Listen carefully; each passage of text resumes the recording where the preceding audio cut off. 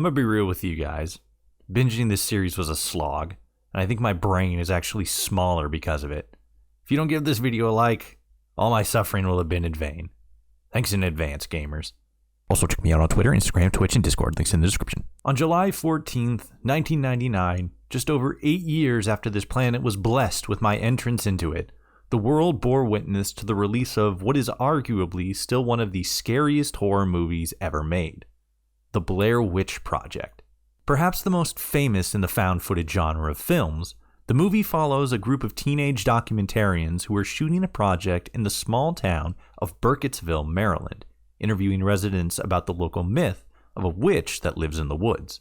The kids venture into the woods, start hearing strange noises, get lost, and eventually stumble upon an old house where it is believed the witch lived. Scary stuff happens, the basement scene, and the movie ends. It would be a number of years after this movie was released that I would see it for myself, and to this day it still makes me very uneasy.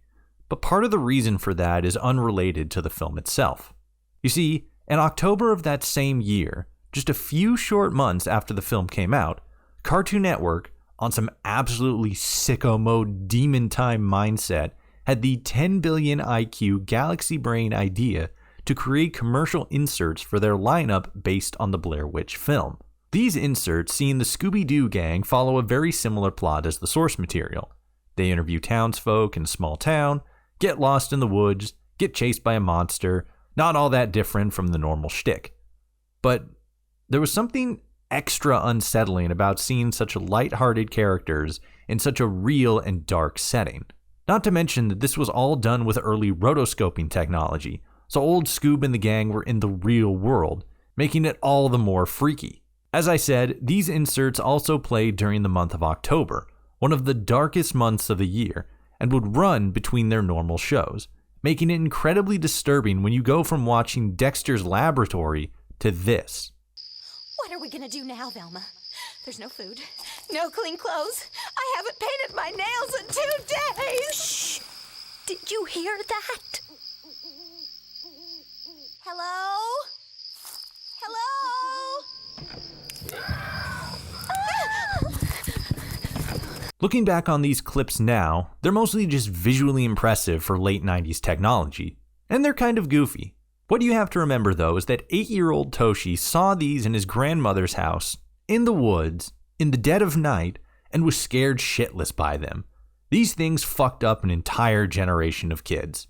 And yet somehow, even with the undiagnosed PTSD from seeing some of my favorite cartoon heroes driven to the edge of utter madness, it still pales in comparison to the latest nightmare afflicted upon old Scoob and the gang.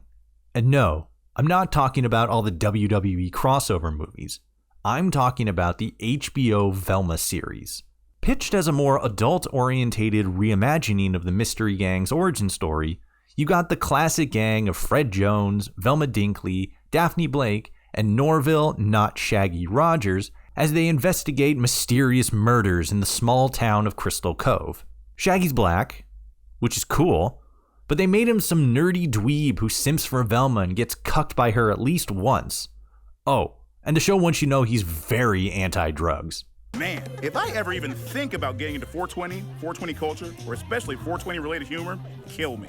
You know what 420 is, right? Yeah, it's code for adults who still watch cartoons. Hilarious. Fred, the original leader of the team, is portrayed for some reason as a petulant man-child who's 90% of the time dumb as rocks and always thinking with his, as the show loves to point out, Tiny dong. You didn't mention Fred had a tiny dong. Oh yeah, real baby carrot. He has a tiny dong. It's not small, it's scared. Hilarious. Daphne's Asian now, which is also cool.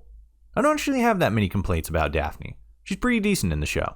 And then there's Velma. Velma is completely, irredeemably, insufferably annoying, unlikable, selfish, and is just an overall massive fucking bitch.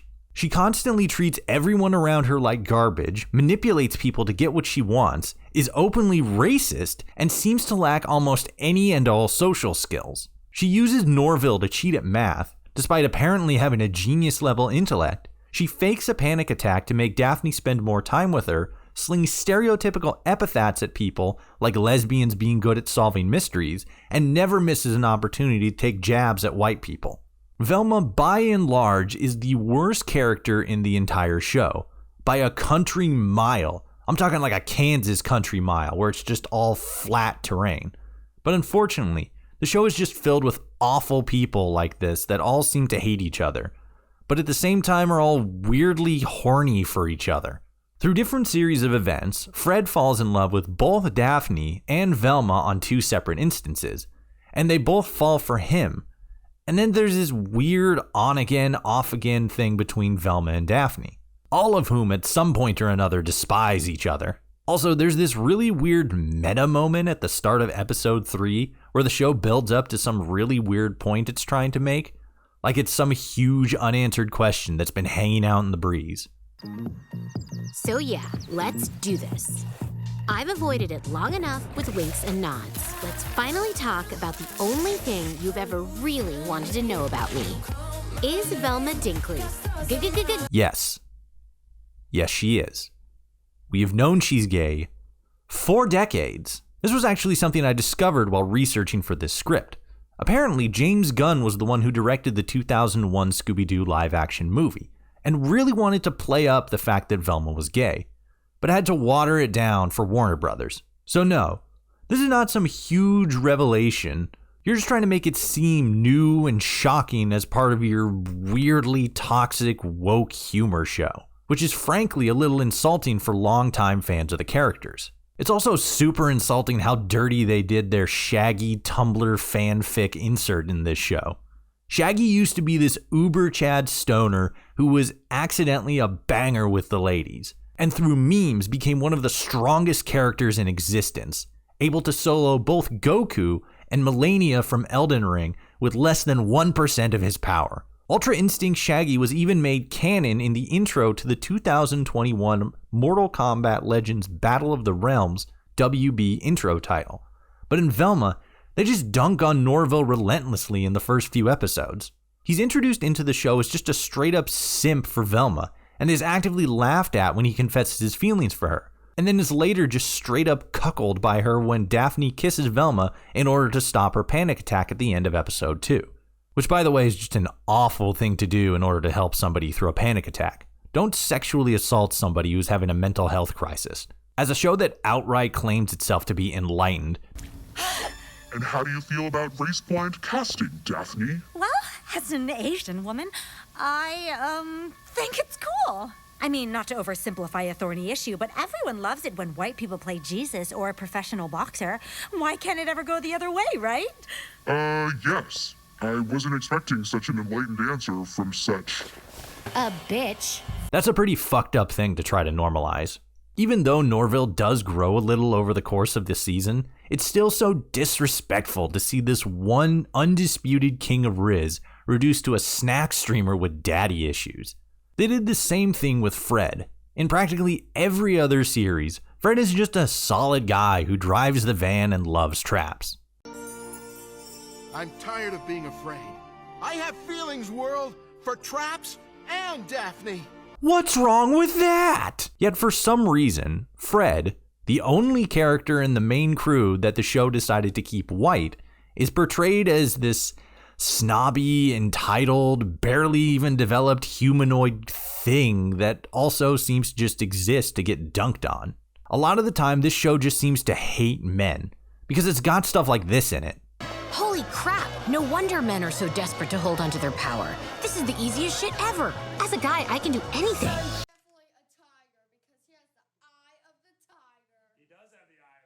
Are you sure about that? Unironically, this episode dropped, and then like a week or so later, guys in the gym were getting shamed on TikTok for even looking in the direction of a woman. So yeah, being a guy is awesome. It doesn't just stop at men though. This show has a lot to say about a lot of things, but it comes off as so fucking judgy and angry. Drugs here! Get your drugs here! Narc! Narc! White girl with too much money?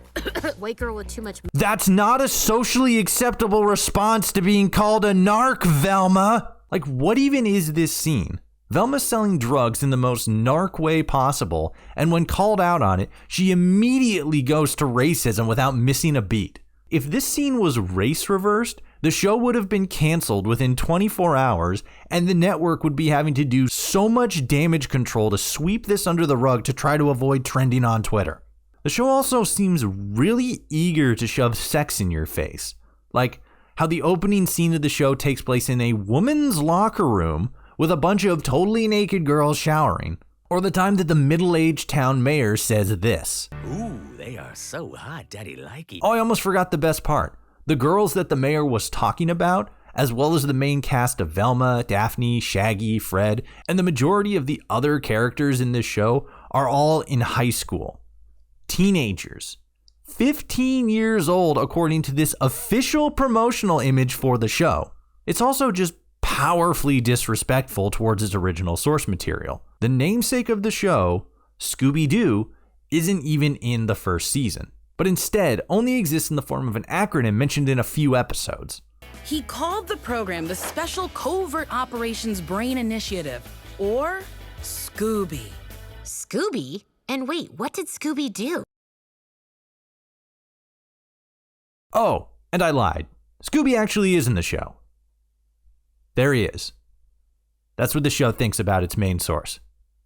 Put it 6 feet under. All that aside, though, the racism, the sexism, the hate-filled main character, the borderline pedophilic bullshit jokes, all of that aside, the thing that pisses me off the most about this show all boils down to one simple little thing. The fucking characters won't stop being fucking meta.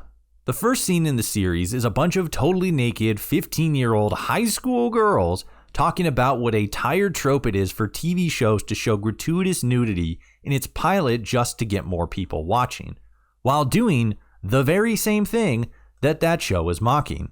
In the first half of the season, it seems like the show can't go 5 seconds without making some fucking stupid joke like, If it was literally nothing, why are you changing the subject? I'm not changing the subject. But wouldn't you agree that the strongest use of flashbacks on TV is when one character's flashback is intercut with another's to eventually combine in the present storyline? or That was Brenda's favorite song. And yeah, normally in pop culture, when a slutty girl is murdered, we're all a little like, well, maybe she deserved it. or Wait. In teen movies, whenever a girl needs money, a guy sells something and then blackmails the girl into dating him for it. Problematic, but effective. And hilarious. I'm not gonna lie, that one put me on the fucking ground. I was flabbergasted hearing those words spoken by a character in 2023.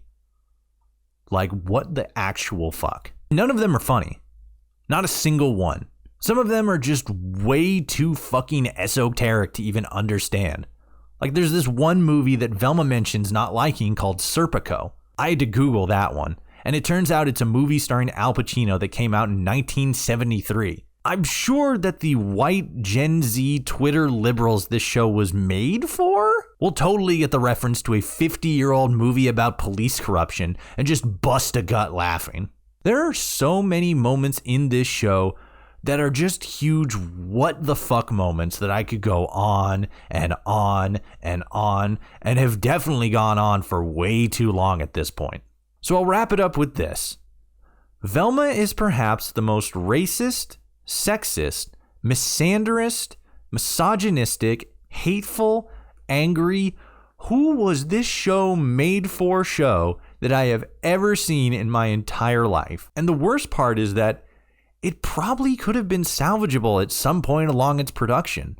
There are some parts in this show that are genuinely funny, both spoken and visual jokes, but the show is pigeon-held by some kind of weird, aggressively toxic, woke humor that just comes off more angry than funny, taking shots at practically anyone and anything, but in a vengeful kind of way. There have been shows like this that do the same kind of take no prisoners humor. South Park's a really good example. However, 9 times out of 10, or at the very least the majority of the time, the show builds off the humor and rebelliousness of stereotypes and negative tropes, rather than using them as some kind of excuse to take a jab at others in a negative way. I will say that the latter half of the first season is dramatically better than the first, but eating glass is still eating glass, even if there's just less of it. Can the second season be better? Maybe, but I'm not holding my breath. Don't watch this show. Nothing is worth the brain rot you'll get from being exposed to this kind of worldview. But hey, that's just me and my thoughts. What are yours? Given what we already know about the vast amount of audience participation when it comes to criticism on this show, I would imagine that it would be just as critical as me. However, I have seen a small handful of articles praising Velma, so maybe there's a small but growing fan base for this still new show. And the last episode was actually pretty decent. Mostly. At the same time, though, they're probably just psyop articles, kind of like that cute military girl who makes TikToks about being in the army. For now, though, I want to thank you all so much for watching, like and subscribe and stuff, and I will see you all out there in the wasteland.